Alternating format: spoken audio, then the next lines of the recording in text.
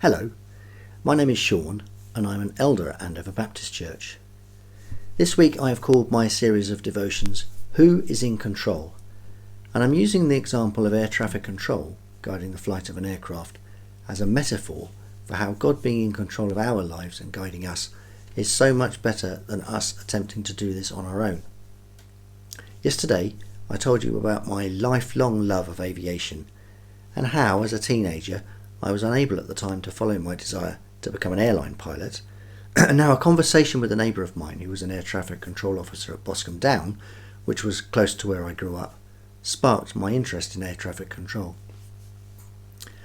I didn't think I had very much chance of getting into the Air Traffic Control College at Herne Airport near Bournemouth because I knew that every time there was an intake, over 2,000 people applied for just 15 or so places on each course.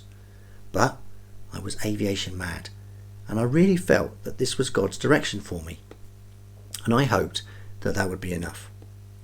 Just how aviation mad was I? Well, I could recognise almost any type of civil aircraft from a picture of just a wing or another part of it, and I still can to some extent. I would make regular trips to Heathrow Airport to stand on the viewing deck above the Queen's Terminal, which you used to be able to do in those days until they eventually closed it and knocked the terminal down. I would stand there all day watching the planes, fascinated by it and loving the smell of the aviation fuel. I went to every air show I was able to get to, and I made many model aircraft like that one. I hung them from my bedroom ceiling until at the age of 19 I met Sharon, who would become my wife a few years later, and the first time she saw my bedroom, she commented that it looked a bit childish. So, I took them all straight down. Even planes couldn't beat girls in that battle. So, in the mid-80s, as an 18-year-old, I applied to National Air Traffic Services, or NATS as they were called in those days, and I was invited to London for an interview. I was so nervous in the interview, all my confidence drained away. It just went out of the window and I was not accepted, and I was not surprised. However, 6 months later I tried again for the next intake, and this time I found the interview a doddle. Every question was about planes.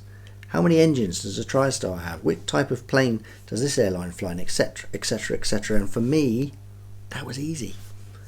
And this time I was accepted onto course 62 starting later that year. And I'll continue this story tomorrow. Yesterday, I explained how on your flight from Heathrow to Edinburgh, the pilots have prepared your aircraft for the flight and it's ready to leave. One of the pilots then calls air traffic control and asks for their clearance to proceed, and air traffic control, when they're ready, will approve this and give permission for the plane to be pushed back by a tug. The planes don't have reverse gears, and for the pilots to start the engines. In the control tower, at a large airport like Heathrow, there'll be some dedicated controllers who look after all the movements around the airport, known as ground controllers, and then some who look after takeoffs and landings and everything that happens on the runway. And Heathrow is so busy that one runway is used for takeoffs and one runway is used for landings, so there'll be a controller dedicated to each runway. One of the pilots will ask the ground controller for permission to taxi, and when then the controller will approve this and give the pilot a route to the correct runway. And this can be really tricky at somewhere like Heathrow with its myriad of taxiways and terminals, though it's a task made much easier on today's modern aircraft with their equivalent of GPS on board guiding them. The plane will eventually arrive at the holding point at the end of the runway, and just before that, the pilots will have been handed over to another controller, the one who looks after the runway movements that I told you about. And when all is clear, that controller will clear the aircraft to take off. Yesterday, I talked about how, even though we know the truth that God is a much better controller of our lives than we are, and how he sees the bigger picture that we just cannot, we so often still choose to keep much of that back from him, don't we? To retain as much of our own control as we can. Deuteronomy 31 verse 8 says this: "It is the Lord who goes before you. He will be with you. He will not leave or forsake you. Do not fear or be dismayed." Moses spoke these words to Joshua as he commissioned him to take the Israelites to the promised land. But we can glean from these words the hope and confidence that God goes before us. He walks alongside us and he's got our backs.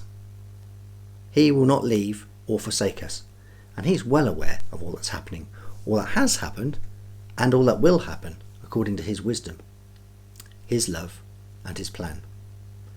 We do not need to fear when we have God in control of our future. We know this, but we still hold things back. Why? Well, there are many reasons, of course, but I guess it's partly to do with past experience we've had when we didn't get the yes answer from God we wanted, or maybe when things didn't go as we wanted them to go and we blamed God for it. My prayer for today is that we will all learn to let go more of what we keep back, to take a risk in giving ourselves to him, maybe even to do something dangerous and hand over control to God, trusting him. We know it's right, we know it's what he wants, we just have to do it. May you give God greater control in your life today. The song I've chosen is titled Here I Am to Worship, or Light of the World, a version by Michael Gungor from the album Bigger Than My Imagination, which I love. For the musicians among you, listen out at the end of the song for some unusual but lovely chords. The song can be found in the description below this video. I hope you enjoy it. Thank you for joining me today, and I hope you can join me again tomorrow. Goodbye.